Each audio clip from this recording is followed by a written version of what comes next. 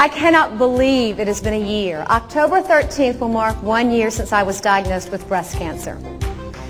Thank you. Prognosis is great. I appear to be cancer-free and plan to stay that way.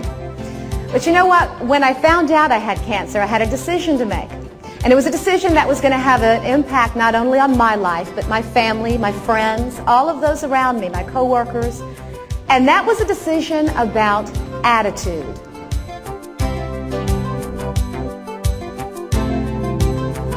I'm going to share a story with you. It's called The House of 1,000 Mirrors.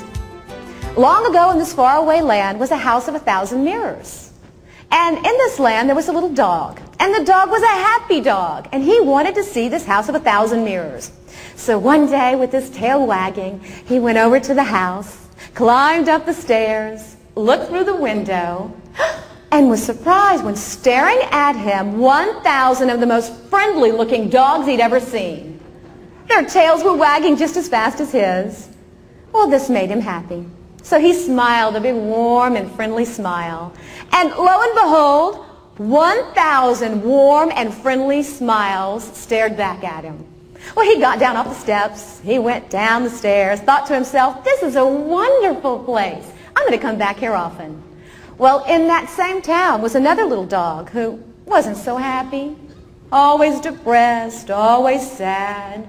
But he too wanted to see the house of 1,000 mirrors. So one day with his tail between his legs, he slowly went to the house, climbed up the stairs, looked in the window, and was horrified when staring back at him were 1,000 of the most unfriendly looking dogs he'd ever seen. Well, this scared him. So he crumpled up his face, showed his teeth, and began to growl at these unfriendly dogs. Well, suddenly, 1,000 dogs were growling back at him. He whimpered, jumped down, thought to himself, this is a horrible place. I'm never coming back here again. Think about this for a minute. Every face in the world is a mirror. What reflections do you see on the faces of the people you meet? You see, it's all about attitude. What you give out, you get back. I won't ever forget when the phone rang. My husband was sitting on the bar stool in our kitchen. My doctor said, Leslie, it's not what we had hoped, it's cancer. I didn't freak out, throw the phone, start screaming. I just started pacing back and forth, and I said, okay, what do we do next? Tony's looking at me. He could tell by my reaction, it is indeed cancer. But you know what? The truth is, I was never afraid of dying of cancer. I really believed in my heart God would heal me. He would get me through the treatment, and I would be fine. But fear did grip my heart and my soul. But it was fear of cancer killing my career. I thought, I'm tainted. I have cancer. Who's going to want me now? The C word.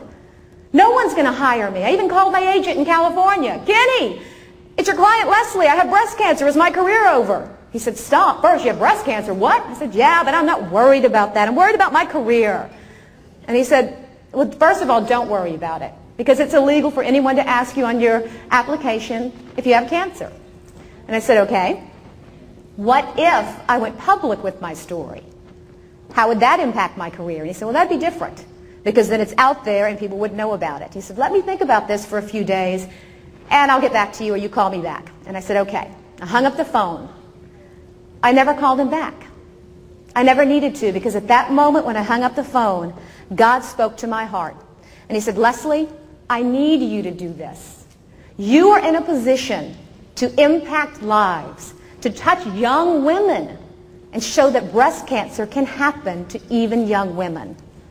And so I knew I had to go public, because if one woman did her self-exam because of my story, if one life was saved because of me, and I lost my career, it would all be worth it. So I put my faith in God, decided I'd have a positive attitude about it, and jumped in with both feet. And as you see, I had the cameras follow me through all of it. And it was amazing, the response, the night that I announced on the news that I have breast cancer. It was as if an information bomb had exploded. Because suddenly, people who thought that they were immune to cancer saw me, a person who looked healthy and who never thought they would have cancer, because I certainly never thought I would. But they looked at me and they said, if you can get it, I can get it. My phone was ringing off the hook. I had women who called and said, Leslie, I don't do my self-exams. I have lumpy breasts. I'll start doing them now, but how would I ever know?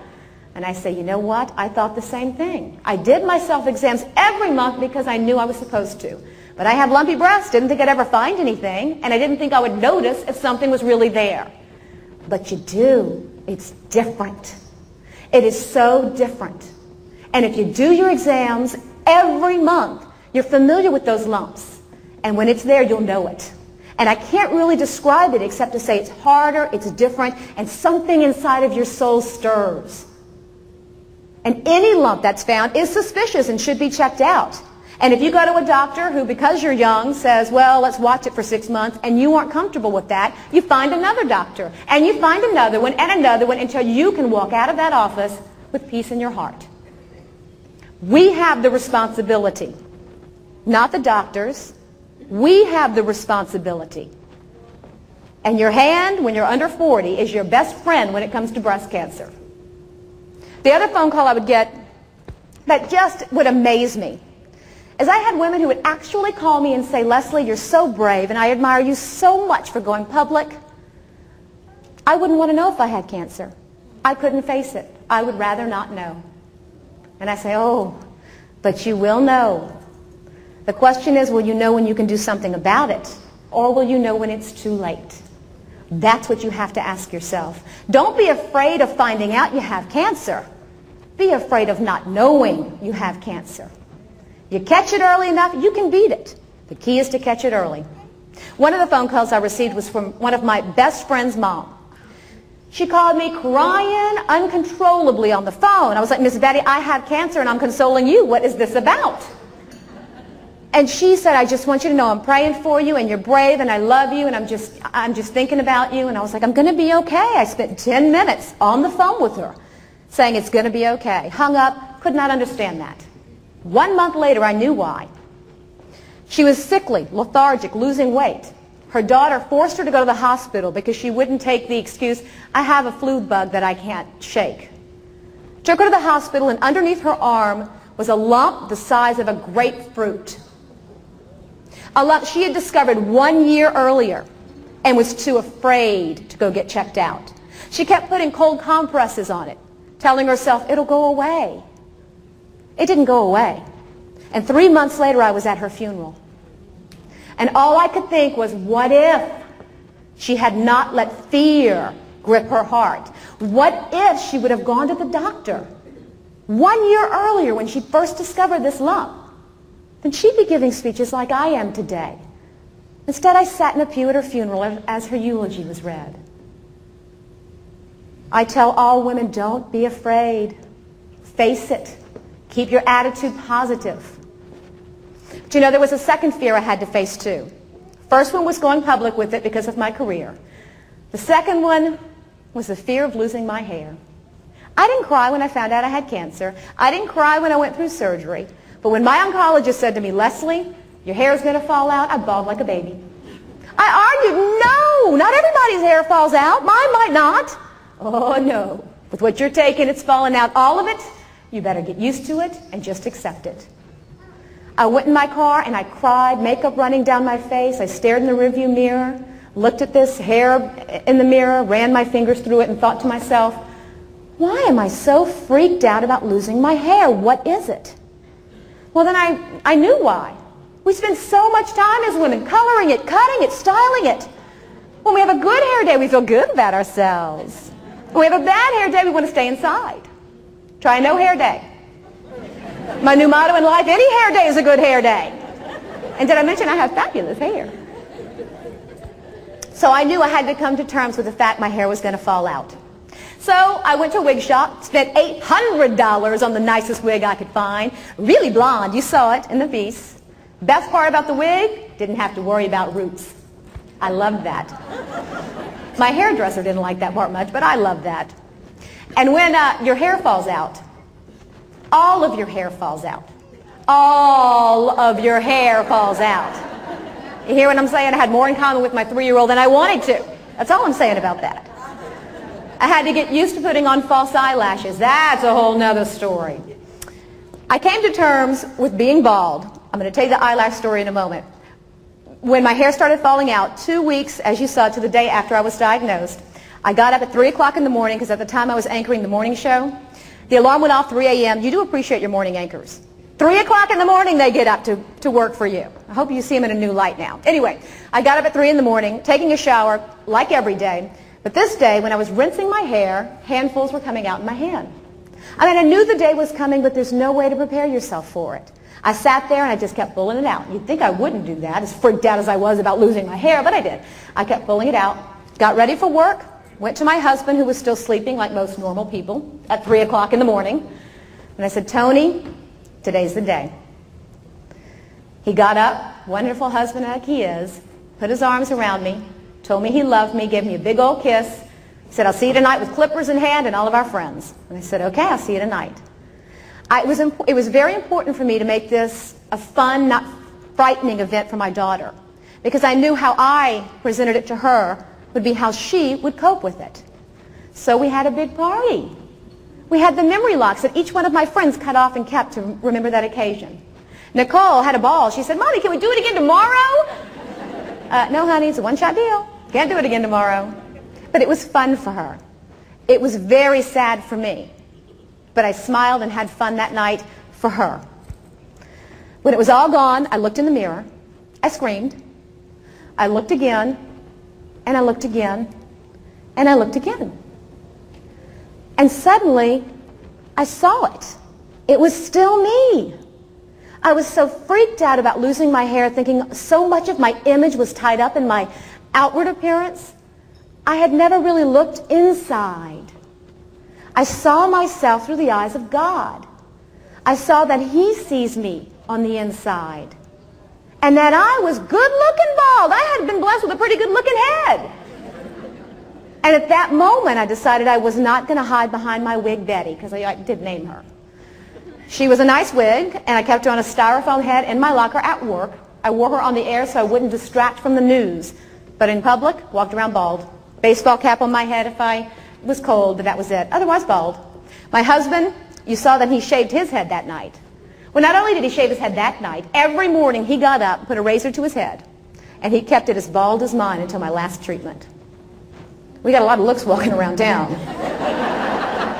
But it was wonderful support for me, and that was very important.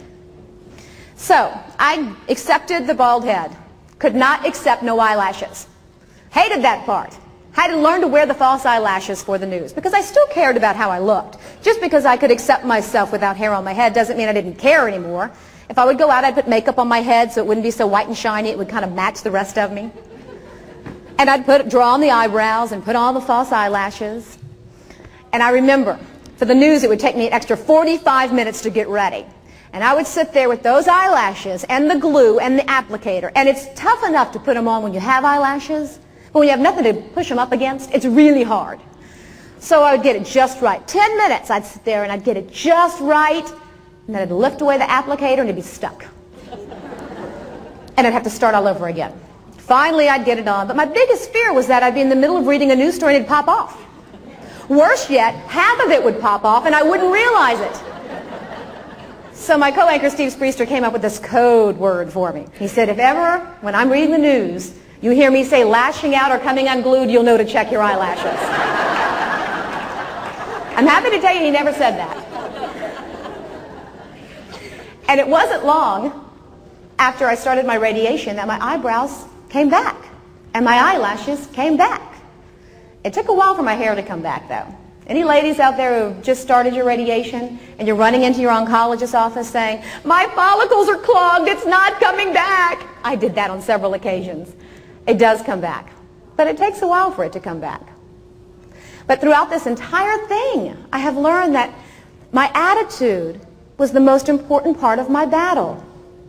I had tremendous support, but what I put out is what I got back. And I think, and I say, well, what if I would have given in to the fears that I had at the beginning?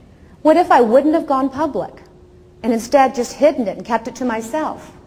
What would my life be like right now? I'm so glad I don't have to answer that question. Because all of my fears were unfounded. My career didn't flounder, it flourished. I ended up promoted from the morning show to the 6 p.m. news. I ended up, after I went on the news bald, I was getting phone calls from Diane Sawyer, Oprah Winfery. I was going to New York, to Chicago. Suddenly, I had a worldwide forum to spread my story. The night that I did anchor the news bald, that was another tough decision. When I came to terms with being bald, I would go to my oncologist's office, always without my wig on, without a hat on unless it was really cold. And I'd have ladies in there who would say, Leslie, gosh, we admire you. I couldn't do it. I had ladies who said, I have a couple of strands of hair left in my head that I will not cut off because at least I have hair. I had women who said they could not walk around their own homes without their wig on, by themselves, because they didn't want to face themselves bald. That saddened me so much. We have so much to worry about, so much to cope with, and so much to think about. I wanted them to realize you don't have to worry about being bald. Sure, if you want to wear your wig in public, good for you. But at home, when you're by yourself, you should be able to look at yourself in that mirror just like I did and love yourself bald like God loves you bald.